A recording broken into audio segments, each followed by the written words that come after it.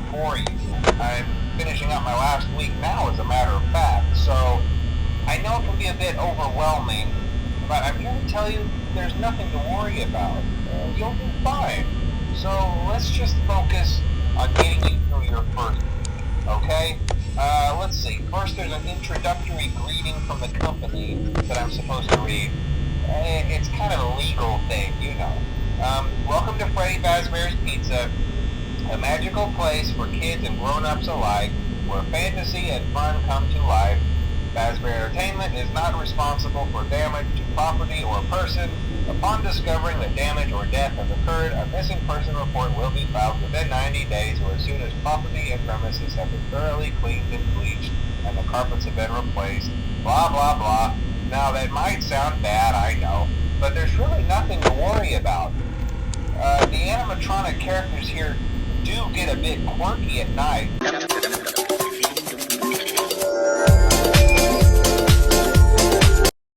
For 20 years, and I never got a bath, I'd probably be a bit irritable at night too.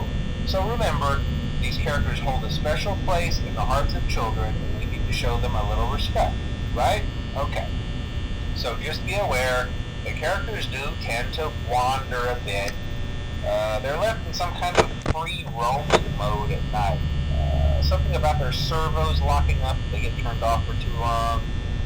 They used to be allowed to walk around during the day too, but then there was the bite of 87. Yeah. It's amazing that the human body can live without the frontal lobe, you know? Now, concerning your safety, the only real risk to you as a night watchman here, if any, is the fact that these characters, if they happen to see you after hours, probably won't recognize you as a person. They'll most likely see you as a metal endoskeleton without its costume on. Now, since that's against the rules here at Freddy Fazbear's Pizza, they'll probably try to forcefully stuff you inside a Freddy Fazbear suit. Now, that wouldn't be so bad if the suits themselves weren't filled with crossbeams, wires, and animatronic devices, especially around the facial area. So you can imagine how having your head forcibly pressed inside one of those could cause a bit of discomfort and death. The only parts of you that would likely see the light of day again would be your eyeballs and teeth that pop out the front of the mask. Yeah, they don't tell you these things when you sign up. But hey, first station of the breeze. I'll chat with you tomorrow. Check those cameras and remember to close the doors only if absolutely necessary. Gotta conserve power. Alright, good night.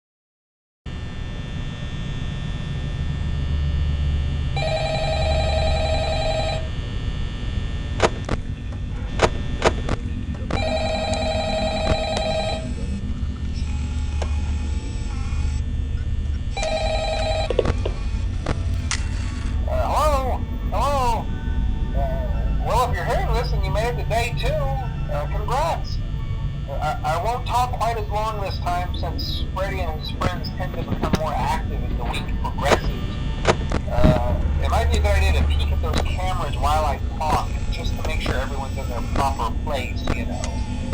Interestingly enough, Freddy himself doesn't come off stage very often. I've heard he becomes a lot more active in the dark, though, so hey, I guess that's one more reason not to run out of power, right? I also want to emphasize the importance of using your door lights. There are blind spots in your camera view, and those blind spots have to be right outside the doors. So if you can't find something or someone on your cameras, be sure to check the door light. You might only have a few seconds to react. Not that you would be in any danger, of course. I'm not implying that. Also, check on the curtain in Pirate Cove from time to time. The character in there seems unique in that he becomes more active if the cameras remain off for long periods of time. I guess he doesn't like being watched. I don't know. Anyway, I'm sure you have everything under control. Talk to you soon.